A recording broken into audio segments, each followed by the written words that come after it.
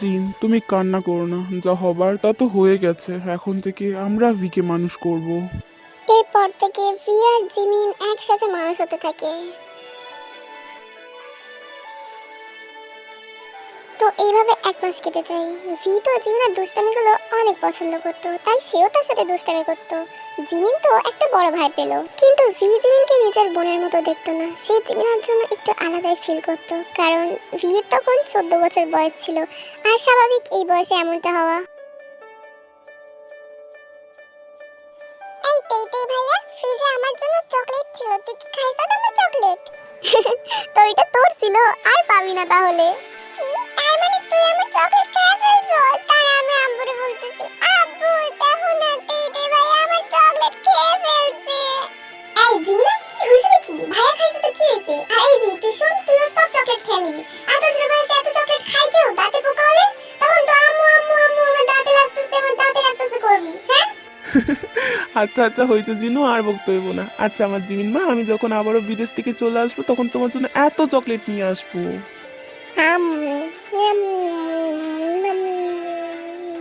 আচ্ছা ভি বাবা, তুমি তোমার সব জিনিস গুছিয়ে নিয়েছো তো?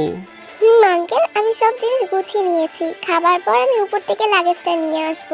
আচ্ছা তেতে ভাইয়া, তুই তো এখন অনেক ছোট, তুই এখন আমার ছেড়ে চলে যাচ্ছিস। যখন তুই বড় লম্বা হয়ে যাবি তখন আবার আমার কাছে চলে আসিস। রে পিচ্চি, তুই তো এখন 5 বছরের, তখন তুই কত বড় হয়ে যাবি বলতো? তো এখানে বলি, আরএম বিদেশে বিজনেস করে, তাই আরএম ভিকেও বিদেশে নিয়ে যাচ্ছে লেখাপড়ার জন্য। আরএম বছরে মাত্র 2 থেকে 3 বারই বাসায় আসে। আচ্ছা বাবা, সেখানে সাবধানে থাকিস।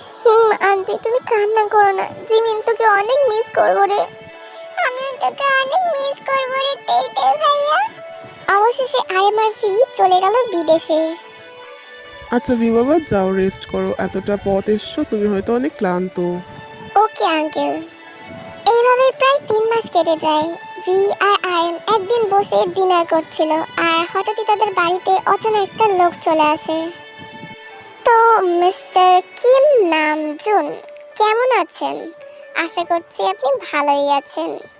কাই, ইউ বাস্টার্ড, তুমি জেল থেকে বাইরে এলে কিভাবে? তোমার মতো ক্রিমিনাল মাফিয়াদের সারা জীবন জেল হওয়া উচিত। আমি এক্ষুনি পুলিশকে কল করছি। কি, পুলিশকে কল দিবেন? সত্যি? কই দেন। Goodbye mister Kim Namjoon. এটা বলেই কাই সঙ্গে সঙ্গে আর্মের উপর গুলি চালায়, যে কারণে আর্ম ওখানে মারা যায়। তারপরে কাই ওখান থেকে পালিয়ে যায়। আঙ্কেল, আঙ্কেল প্লিজ উঠুন আঙ্কেল, আমাকে ছেড়ে যাবেন না। আমি জিমিনার আন্টিকে কি জবাব দেব আঙ্কেল? প্লিজ উঠুন আঙ্কেল। এরপর ভি আরএমের প্রতিশোধ নেওয়ার জন্য ছোট্ট তেতে থেকে মাফিয়া ভিতে পরিণত হয়। ভি জিমিনকে ওইভাবেই রেখে নিতে চলে যায়, আর মেয়েদেরকে বলে, মেয়েটা এখন সেন্সলেস, ও সেন্সে আসলে ওকে ফ্রেশ করিয়ে কিছু খাইয়ে দিও। আর হ্যাঁ, ওকে মেডিসিন দিতে ভুলবে না। আর আমার আসতে একটু লেট হবে, তো আমি যতক্ষণ না আসছি ওকে ঘরের মধ্যে আটকে রাখবে, ঠিক আছে? আমি এসে যেন দেখি ও ঘরের মধ্যেই আছে। ইয়ে স্যার, আমরা বুঝতে পেরেছি, আমরা মিসের খুব ভালো করে খেয়াল রাখবো। এরপর ভি ওখান থেকে চলে যায়, আর এদিকে প্রায় 3টে বাজে তখন জিমিন সেন্সে আসে। আমার বডি ব্যথা করছে। মিস মিস, আপনি উঠে পড়েছেন? আচ্ছা চলুন উঠুন, ফ্রেশ হয়ে নিন। যত সব ঢং।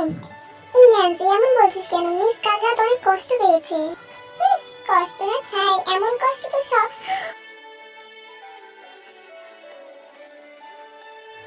ওরে বাপ রে! ইস, তার মানে কাল রাত্রে একটু বেশি আউট অফ কন্ট্রোল হয়ে গিয়েছিল। মিস আপনি যান, ফ্রেশ হয়ে নিন। মিস যান, ফ্রেশ হয়ে নিন। এরপর জিমিন অনেক কষ্টে ওঠে আর যায় গিয়ে ফ্রেশ হয়ে নেয়। এদিকে ন্যান্সি আর রোজে বেডশিট ক্লিন করে দেয়। তারপর জিমিন বেরোতে জিমিনকে কিছু খাইয়ে পেইনকিলার খাইয়ে দেয়। আচ্ছা তোমরা কারা? আমাকে বাসায় যেতে দাও, আমি আম্মুর কাছে যেতে চাই। We are really sorry miss, এটা আমরা করতে পারবো না। এরপর ন্যান্সি বাইরে থেকে তালা মেরে দেয়। ইসে, বেচারিটার জন্য অনেক কষ্ট হচ্ছে, তাকে এইভাবে বন্দি করে রাখছি আমরা। আমাদের জিমিনা অনেক রিকোয়েস্ট করে, কিন্তু কেউ দরজা খুলে না। শেষ পর্যন্ত আমাদের জিমিনা জানালা খুলে ওই ব্যথা শরীর নিয়েই জানালা থেকে পাইপ বেয়ে বেয়ে ধীরে ধীরে নিচে নামে। আমার বডি অনেক ব্যথা করছে, এবার শুধু যা হোক করে আমার কাছে পৌঁছালেই হলো। জিমিনা যা হোক করে খুঁড়িয়ে খুঁড়িয়ে বাড়ির দিকে আসতে থাকে। অন্যদিকে জিমিনার বাড়িতে কি চলছে চলো দেখে আসি। তো মিসেস নামজুন, আপনার হাজবেন্ডকে তো আমি 10 বছর আগেই উপরে পাঠিয়ে দিয়েছি। আপনি যদি ওখানে যেতে না চান তাহলে বলুন যে মাফিয়া কিং ভিকে আমি এখন কোথায় পাবো। আপনিই তো ওকে মানুষ করেছেন না? মারতে হলে মারো, ধমকি কাকে দেখাচ্ছ? আমি কিছুই বলবো না। আমি জানি তো যে আপনি খুবই শক্ত মহিলা। আম্মু আম্মু আমি এসেছি আম্মু, তুমি কই আম্মু? জিমিনা তুই এখানে কি করছিস? চলে যা মা, চলে যা। যে তোকে কিডন্যাপ করেছিল সে আর কেউ না, সে তোর তেইতেই ভাইয়া। তার কাছে চলে যা, সেই আছে যে তোকে বাঁচাতে পারবে। পালা জিমিনা পালা। আরে পিচ্চি এত তাড়া কিসের? দাঁড়াও, তুমি তো আমার টোপ। ছাড়ুন ছাড়ুন বলছি আমাকে, ছাড়ুন। তো এখানে বলি কায়ের পরিচয়। কায় আর আরএম দুজনে বিজনেস পার্টনার ছিল, কিন্তু একটা কারণের জন্য কায়ের বিজনেসে লস যায়, যে কারণে কায় ডিপ্রেশনে চলে গিয়ে একটা সাইকোতে পরিণত হয় এবং মানুষ খুন করতে শুরু করে। এরপর থেকেই সে মাফিয়া হয়ে যায়। কিন্তু আরএমের এটা পছন্দ হয়নি, তাই সে কায়কে পুলিশের হাতে তুলে দিয়েছিল। যতই হোক কায় একজন মাফিয়া। শুধুমাত্র এই কারণের জন্যই সে আরএমকে মেরে ফেলেছে আর ভিকে মারতে চায়, কারণ ভি এখন আন্ডারওয়ার্ল্ডের মাফিয়া কিং, সে না। অন্যদিকে আমাদের ভি। হোয়াট? জিমিনা পালিয়ে গিয়েছে? তোমরা কি করছিলে তাহলে? তোমাদেরকে আমি বলে গিয়েছিলাম জিমিনার উপর নজর রাখবে। তোমরা কি করেছো? শুধুমাত্র তোমাদের কেয়ারলেসের জন্য জিমিনার এই অবস্থা। যদি জিমিনার কিছু হয় তোমাদের সবাইকে আমি মেরে ফেলবো। ভি রাগের চোটে জিনিসপত্র ভাঙতে থাকে, তখনই তার ফোনে কল আসে। হ্যালো, কে? মাফিয়া কিং ভি, অবশেষে কথা হয়ে গেল। আর দেখাও হবে তাড়াতাড়ি। আমি যে লোকেশনটা দিচ্ছি ওই লোকেশনে চলে আসো একা। ইউ সন অফ বিচ, আমার জিমিনার গায়ে হাত দিলে তোর হাত আমি কেটে ফেলবো। তুই ওখানে দাঁড়া, আমি আসছি। এরপর ভি লোকেশন দেখে ওই জায়গায় পৌঁছে যায়। টেটে ভাইয়া আমাকে বাঁচা, টেটে ভাইয়া। আসো আসো মাফিয়া কিং ভি, তোমারই অপেক্ষায় এতক্ষণ আমি বসেছিলাম।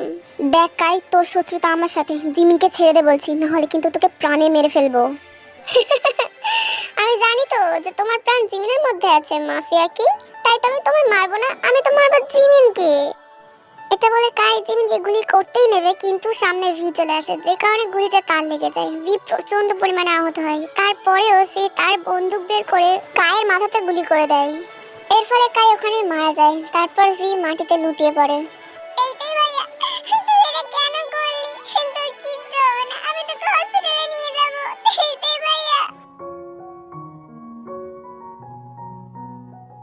ভি চুপচাপ সোফাতে বসেছিল, তখন তার কাছে জিমিন আসে। এইটাই ভাইয়া, তুই যে আমার কাছে ফিরে এসেছিস, আমাকে বলিসনি কেন? আসলে জিমিন, আমি তোকে বলতে চেয়েছিলাম, কিন্তু আমি তোকে বলতে জিমিন ভিকে একটা সফট কিস করে। আমাকে ছেড়ে আর কখনো যাবি না তো টেইটেই ভাইয়া? কখনো না বেবি। আর আমাকে টেইটেই ভাইয়া কেন বলছিস? Call me daddy. যা এখান থেকে, লুচ্চা শয়তান একটা।